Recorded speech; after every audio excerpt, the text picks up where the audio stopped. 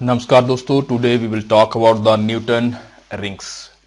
Newton rings method एक ऐसा method है जिसमें हम जो इंटरफेरेंस पैटर्न्स हैं उनको स्टडी करते हैं और कॉन्सेंट्रिक इंटरफेरेंस पैटर्न्स बनते हैं। उन पैटर्न्स के बेस पे हम जो है वो कई ऑप्टिक्स से रिलेटेड जो एप्लीकेशंस है उनको स्टडी कर सकते हैं। तो सबसे पहले कि जो न्यूटन्स रिंग्स मेथड है वो बेसिकली इसको यदि हम डिफाइन करना चाहें कि है क्या चीज, तो हम इस तरीके से लिख सकते हैं कि the interference fringes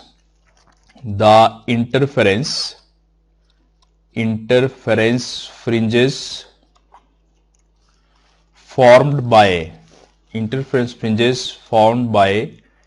air film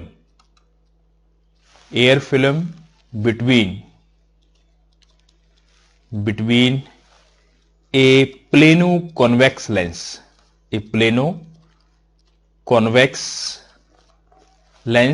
and a plane glass surface. Interference fringes formed by air film between the plano-convex lens and plane glass surface are called as Newton rings.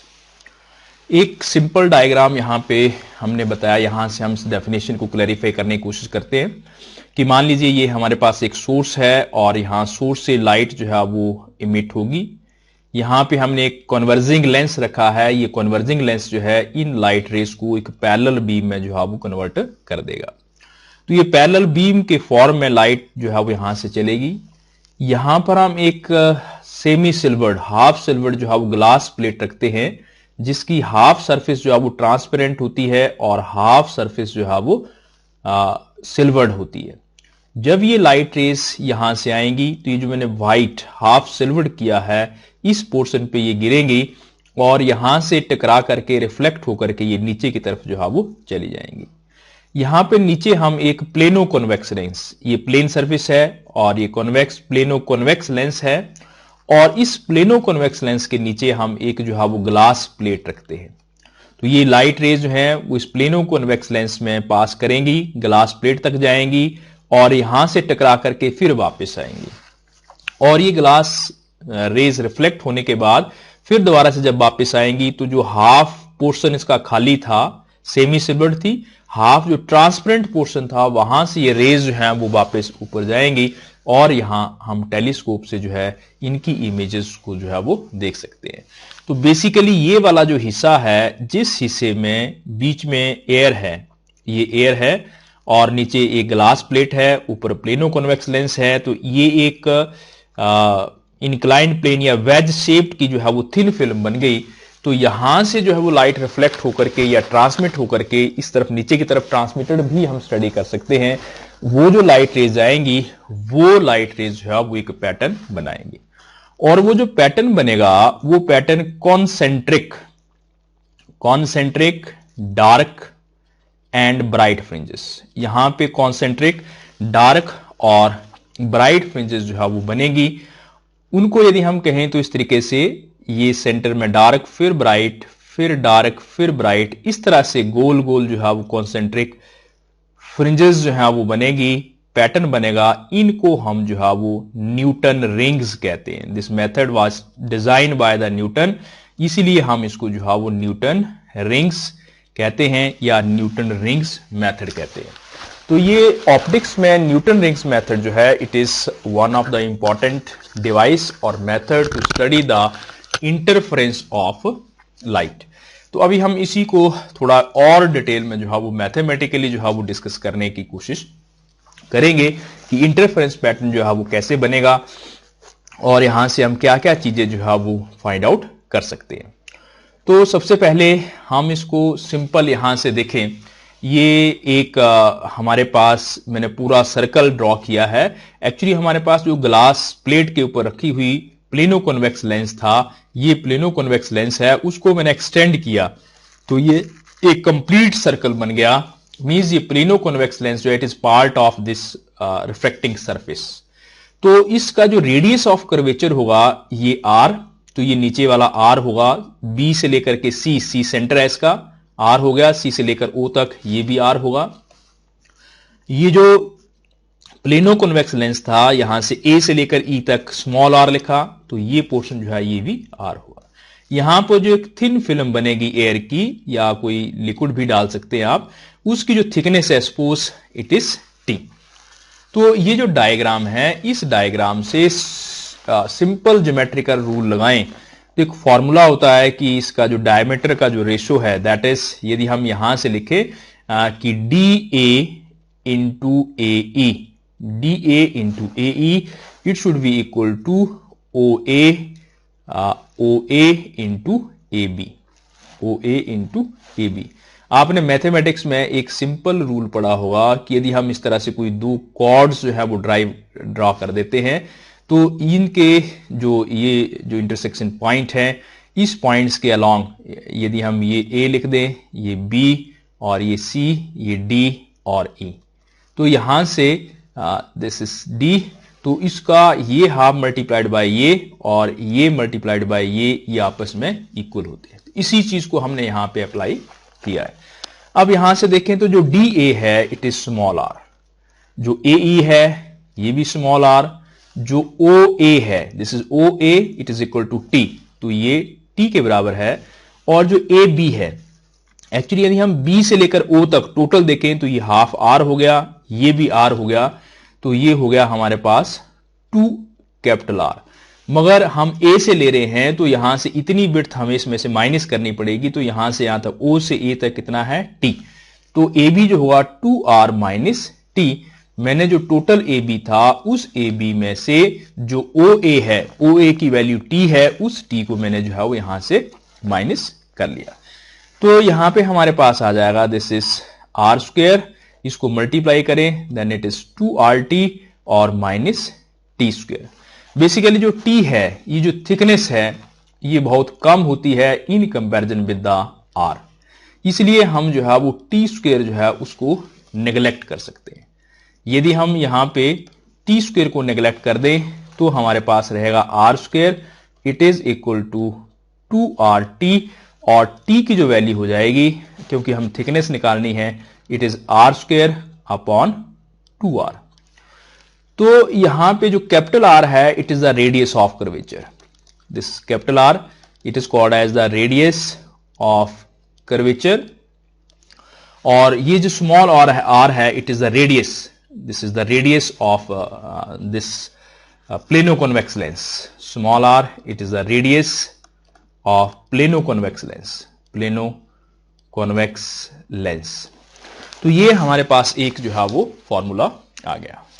अब हम दूसरी बात करते हैं कि यहां से जो लाइट रेज हैं, ये जो लाइट रे इंसिडेंट हो रही है, ये लाइट रे मान लो यहां से आई इंसिडेंट हुई, तो इस पॉइंट पे आकर के जैसे हम इंटरफेरेंस में स्टडी करते थे यहां पे डिवीजन ऑफ एम्पलीट्यूड होगा, इसका एक हिस्सा जो है वो रिफ्लेक्ट होकर के इस तरफ चला जाएगा जबकि दूसरा हिस्सा जो है वो ट्रांसमिट होकर के नीचे आ जाएगा। फिर जब ग्लास प्लेट की सरफेस पे आएगा तो यहां पे फिर सेम चीज होगी, एक हिस्सा जो है वो रिफ्लेक्ट होकर के ऊपर की तरफ जाएगा जबकि एक हिस्सा जो है वो ट्रांसमिट हो जाएगा। और इस कर्वेचर पर, इस कन्वेक्स लेंस के सरफेस पर यहां पे इसका एक हिस्सा जो है वो यहां से ट्रांसमिट हो जाएगा। तो बेसिकली जो एक लाइट रे आई थी वो बाय डिवीजन ऑफ एम्पलीट्यूड ये दो रेज में कन्वर्ट होगी जो रिफ्लेक्टेड सिस्टम बनाती हैं, और दो हिस्से जो है इसके ट्रांसमिट हो गए जो ट्रांसमिटेड सिस्टम बनाती है। तो जब ये रिफ्लेक्टेड रेज आपस में सुपर इंपोज करेंगी तो यहां पे एक इंटरफेरेंस पैटर्न बनेगा रिंग्स की फॉर्म में, न्यूटन रिंग्स बनेगी रिफ्लेक्टेड सिस्टम में। और यदि आप इनको स्टडी करें तो यहां पर भी सेम चीज होगी, ये भी इंटरफेरेंस पैटर्न बनाएगी ट्रांसमिटेड सिस्टम में जैसे हम पहले डिस्कस करते आ रहे हैं। तो इन दोनों बातों को हम बारी बारी से जो है वो डिस्कस करते हैं। पहले हम बात करते हैं रिफ्लेक्टेड सिस्टम की। यदि हम मान लें कि भाई जो रिफ्लेक्टेड सिस्टम है, जो लाइट रेज रिफ्लेक्ट होकर के वापस ऊपर की तरफ गई हैं, जब वो लाइट रेज आपस में सुपर इंपोज करेंगी तो किस तरह का पैटर्न जो है वो बनेगा। तो यहां पे जो रिफ्लेक्टेड सिस्टम है, इंटरफेरेंस में हमने ये स्टडी किया था कि जो मिनिमा होता है, मिनिमा मतलब जो डार्क फ्रिंजेस बनती है उनके लिए जो कंडीशन होती है, उसमें हम ये लिखते हैं कि पाथ डिफरेंस हमने निकाला था 2nt cos of r, it is equal to m lambda. तो इसको हम जो है वो ऐसे लिख सकते हैं, it is equal to m lambda. ये हमारे पास कंडीशन थी, इट इज फॉर मिनिमा के लिए। और जो मैक्सिमा था हमारे पास, जो मैक्सिमा था, मैक्सिमा के लिए कंडीशन, ये मैक्सिमा कह लीजिए या ब्राइट फ्रिंज कह लीजिए रिफ्लेक्टेड सिस्टम में, उसके लिए हमारे पास कंडीशन थी 2nt cos of r, it is equal to 2m plus 1 into lambda by 2। ये हमने बात की थी, ये इसकी कंडीशन थी। अब यहां पे इस केस में, न्यूटन रिंग्स मेथड के केस में एक बात, हम यहां पे फिल्म में एयर ले रहे हैं, तो एयर का जो रिफ्रैक्टिव इंडेक्स होता है वो 1 होता है। दूसरी चीज आपने देखा, जो डायग्राम में जो लाइट रेज आ रही हैं वो ऐसे इस तरीके से नीचे की तरफ जो है वो इंसिडेंट हो रही है, means this is nearly normal incidence. और जब नॉर्मल इंसिडेंस होता है उस केस में angle of incidence and angle of reflection दोनों जो है वो आर जो है वो 0 के बराबर होते हैं। तो जब r 0 होगा, इसका मतलब cos ऑफ r जो है इसकी वैल्यू 1 हो जाएगी। तो यहां पे n भी 1 हो गया, cos r भी 1 हो गया, तो ये आ जाएगा 2t, it is equal to m into lambda. तो 2t जो है वो इसके बराबर हो गया, क्योंकि n की वैल्यू को हमने 1 पुट कर दिया। अब जो t है उसकी वैल्यू हमने निकाली थी, हमने ये कहा था कि t जो होता है it is small r square upon 2r। तो ये वैल्यू जो ऊपर वाली इक्वेशन 1 में निकाली थी इसको यहां पुट कर दे, तो ये हो जाएगा 2t square upon 2r, it is equal to m lambda. और यहां से बेसिकली सॉरी t स्क्वायर नहीं है, इट इज r स्क्वायर। तो ये 2 के साथ 2 कैंसिल हो जाएगा, r square it is equal to m lambda into r। और यहां से यदि हम r लिखें स्मॉल r रेडियस, तो ये हो जाएगा m lambda into r, it is r m, मतलब कोई भी फ्रिंज है उसकी वैल्यू हम यहां से निकाल सकते हैं। ये r is the radius of curvature, lambda it is the wavelength of light and m it is just integer 0 1 2 3। इस तरीके से ये इंटीजर की वैल्यू है। यहां से यदि हम डायमीटर की वैल्यू निकालना चाहें तो जो dm होगा वो क्या होता है, डबल ऑफ रेडियस, तो वो रेडियस का डबल हो जाएगा। तो यहां पे आ जाएगा 2 and it is m lambda into r। तो ये हमारे पास एक फॉर्मूला बन गया कि किसी भी जो इंटरफेरेंस फ्रिंज बन रही है डार्क वाली या मिनिमा वाली, उसका यदि हम डायमीटर निकालना चाहें तो यहां पे हम वैल्यू पुट करेंगे और यहां से हमारे पास जो वैल्यू आ जाएगी। सेम चीज यदि हम मिनिमा के लिए करें तो मिनिमा के लिए केस में क्योंकि n की वैल्यू 1 हो जाएगी, cos ऑफ r की वैल्यू 1 पुट करेंगे तो ये हो जाएगा 2t, it is equal to 2m plus 1 into lambda by 2। और फिर यहां पे t की वैल्यू पुट करेंगे, it is r square upon 2r, it is 2m plus 1 lambda by 2। और यहां से ये 2 के साथ 2 कैंसिल और r की वैल्यू हो जाएगी, it is under root of 2m plus 1 lambda by 2 और साथ में जो है वो r, लेमडा r बाय या सभी का कर लो अपॉन 2, ये under root. This is radius of the maxima और ब्राइट फ्रिंज। और यदि आप यहां पे इसका डायमीटर निकालना चाहते हैं then it is twice of radius, तो ये हो जाएगा 2 into this is 2m plus 1 into lambda r upon 2। तो इस फॉर्मूले को यूज करके आप यहां से जो है इसका रेडियस निकाल सकते हैं। अब आप यहां पे देखेंगे कि जब हम m की वैल्यू को यदि 0 पुट करते हैं, m की वैल्यू 0 पुट करेंगे तो ये 0 हो जाएगा, मगर इसको 0 पुट करेंगे तो ये 0 नहीं होगा। इसका मतलब ये हुआ कि जब ये 0 हो जाएगा तो सेंटर जो पैटर्न बनेगा उस सेंटर पैटर्न में पहले जो है वो डार्क होगा और यहां पे ये नहीं बन रहा है, मींस फर्स्ट जो है वो डार्क नहीं होकर के जो ब्राइट है उसका रेडियस जो है वो आ रहा है। तो यहां पे एक पैटर्न बनेगा इस तरीके से, फर्स्ट ये हो जाएगा डार्क आपके पास और फिर ऐसे इस तरीके से इंटरफ्रेंस फ्रिंजेस जो है वो बनेगी, जिनको हम न्यूटन रिंग्स कहते हैं। और इनके डायमीटर, जो ब्राइट वाला है उसका डायमीटर जो है वो यहां से आ जाएगा, और जो डार्क वाला है उसका डायमीटर जो है वो यहां से आ जाएगा। तो इन दोनों फॉर्मूलों को यूज करके हम ब्राइट और डार्क जो फ्रिंजेस बन रही हैं रिफ्लेक्टेड सिस्टम में, वो हम यहां से फाइंड आउट कर सकते हैं। अब हम इसी चीज को यदि एक्सटेंड करें ट्रांसमिटेड सिस्टम के लिए, यदि मान लो जो नीचे की तरफ हमने रेज बनाई थी ट्रांसमिटेड सिस्टम में क्या होगा, तो जो ट्रांसमिटेड सिस्टम होगा उस ट्रांसमिटेड सिस्टम में और रिफ्लेक्टेड सिस्टम में, जो पीछे हमने इंटरफ्रेंस के केस में डिस्कस किया था कि जो कंडीशंस हैं वो रिवर्स हो जाती है। जो हाँ मिनिमा की कंडीशन है वो यहां मैक्सिमा की हो जाएगी, और जो मैक्सिमा की वो मिनिमा की। तो यहां हमारे केस में जो मिनिमा या जो डार्क फ्रिंज की कंडीशन है, इस यदि हम डायमीटर लिख लें, सपोज डायमीटर m, तो ये हो जाएगा 2, और यहां पे इट इज 2m प्लस 1, ये हो जाएगा लैम्डा इंटू r बाय 2। और यदि आप ब्राइट की बात करें या मैक्सिमा की बात करें, तो उसका जो डायमीटर होगा इट इज 2, और यहां पे m lambda into r। Means जो वहां पे कंडीशन थी वो कंडीशन जो है यहां से रिवर्स हो जाएगी।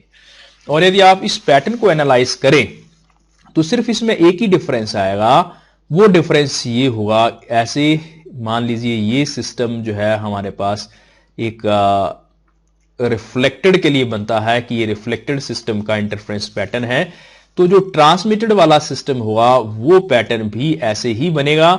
सिर्फ उसमें एक चीज होगी, क्योंकि जो यहां ब्राइट की कंडीशन है वहां डार्क की थी, तो ये वाली जो फ्रिंज है बीच वाली, वो यदि ब्राइट हो जाती है, फर्स्ट यहां पे ब्राइट है तो यहां पे डार्क है, फिर दूसरी वाली फ्रिंज जो है अल्टरनेटिवली जो है वो चेंज होती जाएगी। This is the difference. इसका मतलब हम ये कह सकते हैं कि जो इंटरफ्रेंस पैटर्न बनेगा, जो हम पहले से बात करते आ रहे हैं कि इट इज कंप्लीमेंट्री। कंप्लीमेंट्री का मतलब होगा जब एक में डार्क फ्रिंज होगी तो दूसरे में जो है वो ब्राइट फ्रिंज होगी, बाकी पैटर्न, डायमीटर, बाकी कंडीशन जो है दे विल रिमेन सेम। तो ये सिंपल मैथमेटिकल टेक्निक है to calculate the diameter of the Newton rings formed in this Newton ring method. इसको इन फॉर्मूलों को यूज करके हम डायरेक्टली जो है वो एप्लीकेशंस जो हैं इसकी वो निकाल सकते हैं। तो अब हम कुछ एप्लीकेशंस की बात करते हैं कि ये न्यूटन रिंग्स मेथड जो है कहां कहां यूज होता है, इसकी क्या क्या एप्लीकेशंस है। इसकी जो ब्रॉड एप्लीकेशंस हैं, दो application. First, to determine the wavelength of light. Determine wavelength, यदि मान लो हम वेवलेंथ निकालना चाह रहे हैं लाइट की, जो हमने इस मेथड में लाइट यूज की थी, मान लीजिए उसकी वेवलेंथ यदि लैम्डा है, तो हम ये कह रहे थे कि भाई हमारे पास जो सिस्टम है डार्क फ्रिंज के लिए, जो हमने रिफ्लेक्टेड सिस्टम में डिस्कस किया था कि जो डार्क फ्रिंज पैटर्न बनेगा, मान लो कोई particular fringe first, second, third, fourth, इस तरह से कोई पीएथ निकाली, डीपी, पी मतलब नंबर 1 2 3 4, कोई पर्टिकुलर फ्रिंज निकाली डीपी, तो यहां पे जो हम एम लिख रहे थे उसकी वैल्यू ही हो जाएगी 2, एम की जगह मैंने पी लिख दिया, लैम्डा आर। अब मान लो हम कुछ दूसरी निकालते हैं, पहले मान लो 7th निकाली, अब हम 10th निकाल रहे हैं, तो डी क्यू, दूसरा नंबर जो होगा वो क्यू हो जाएगा, तो it is 2 and it is Q lambda R. यदि हम इनको दोनों का स्क्वायर कर लें तो यहां हो जाएगा this is D P square, it is equal to 2p lambda R, और ये हो जाएगा D Q square, it is equal to 2 जो है ये स्क्वायर करेंगे तो 4 क्यू लैम्डा आर। अब यदि हम माइनस कर लें कि it is D P square minus D Q square, तो यहां से हमारे पास हो जाएगा 4p minus Q into lambda R. Actually हमें तो वेवलेंथ निकालनी है, तो this lambda it is equal to D P square minus D Q square upon 4p P minus Q into R. तो ये सिंपल फॉर्मूला हमारे पास बन गया। हमें ये पता हो कि pth फ्रिंज का डायमीटर कितना है, क्यूथ का डायमीटर कितना है, P और Q की वैल्यू मालूम हो, R रेडियस ऑफ कर्वेचर दिया हो, तो हम वेवलेंथ जो है वो लाइट की फाइंड आउट कर सकते हैं। तो ये सिंपल टेक्निक है और इसके ऊपर बेस्ड जो है वो न्यूमेरिकल्स भी एग्जाम में पूछे जाते हैं। तो इसके जो न्यूमेरिकल्स हैं उनकी आप जो प्रैक्टिस है वो कर सकते हैं। अब दूसरी चीज जो है that is the determination of refractive index. यदि हम ये सोच रहे हैं कि मान लो रिफ्रैक्टिव इंडेक्स निकालना, दूसरी application, this is the refractive index. तो रिफ्रैक्टिव इंडेक्स की वैल्यू क्या होती है, एन ही निकाल सकते हैं। हम ये कह रहे थे कि इस तरह से हमारे पास एक कॉन्वेक्स, प्लेनो कॉन्वेक्स, और यहां पे ये प्लेन, ये वाला जो है वो थिन फिल्म बन रही थी वेज शेप में।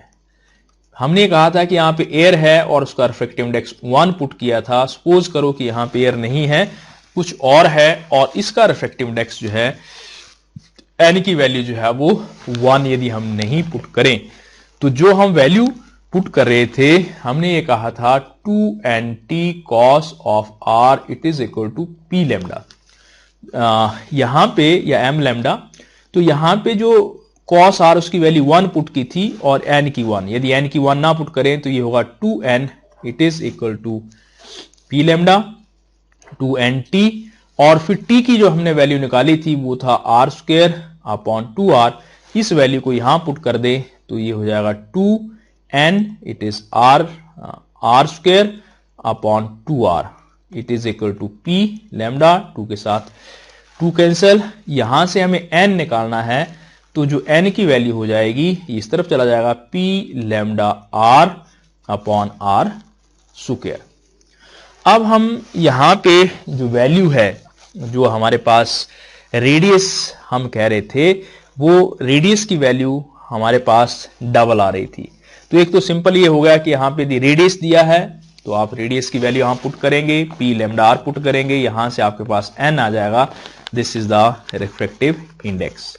मगर हम यूजली जो रेडियस निकाल रहे थे उसके केस में यदि हम रेडियस r निकाले तो फिर ये हो जाएगा, इस स्क्वायर को ऊपर ले जाएंगे तो ये हो जाएगा p लैम्डा r, ये n जो है वो नीचे आ जाएगा और ये अंडर द रूट।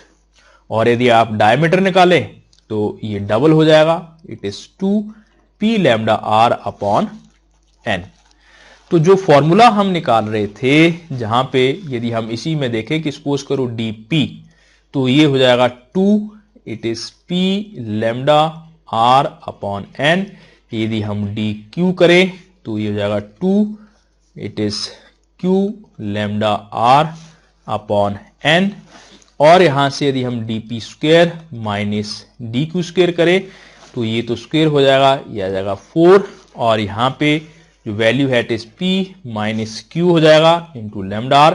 नीचे जो है वो n आएगा, पहले n की वैल्यू 1 थी, अब n आएगा, और ये n फाइंड आउट करना है, तो n it is equal to 4 it is p minus q lambda r अपॉन it is d p square minus d q square. तो ये हमारे पास एक सिंपल फॉर्मूला बन गया। यदि डायमीटर दिया है, p और q की वैल्यू मालूम है, तो आप यहां से रिफ्रैक्टिव इंडेक्स जो है वो निकाल सकते हैं। यहां पे जो हम इंटरफेरेंस स्टडी कर रहे हैं, यहां पे आप मोनोक्रोमेटिक लाइट का मतलब सिंगल कलर की यदि आप लाइट यूज करते हैं तो डार्क और ब्राइट फ्रिंजेस बनेंगी अल्टरनेटिवली। मगर यदि आप व्हाइट लाइट यूज करते हैं तो जब आप व्हाइट लाइट यूज करोगे तो उस केस में, क्योंकि वो जो है लाइट है उसमें कई तरह के कलर्स होते हैं, तो उसमें कुछ कलर स्ट्रिप्स जो है वो दिखाई देंगी और बाकी पैटर्न जो है वो सेम नजर आएगा। तो ये एक सिंपल टेक्निक है जिसको न्यूटन रिंग्स मेथड कहते हैं। न्यूटन रिंग्स मेथड को इंटरफेरेंस को स्टडी करने के लिए यूज करते हैं, जहां पर कॉन्सेंट्रिक, अल्टरनेटिव, डार्क और ब्राइट फ्रिंजेस बनती हैं, और यहां से जो हम फॉर्मूला ड्राइव करते हैं उस फॉर्मूले को यूज करके जो फ्रिंजेस बनती हैं उनका डायमीटर, उनकी रेडियस या उनका डायमीटर, और साथ में वेवलेंथ और साथ में रिफ्रैक्टिव इंडेक्स जो है, जो बीच में आप मटेरियल यूज करेंगे, वो फाइंड आउट कर सकते हैं। तो ये सिंपल टेक्निक थी Newton rings method, but it is very important as per the examination point of view. यहां से डायरेक्ट डेरिवेशन या कोई ना कोई न्यूमेरिकल जो है इसके ऊपर बेस्ड हर तरह के एग्जाम में जो है वो पूछा जाता है।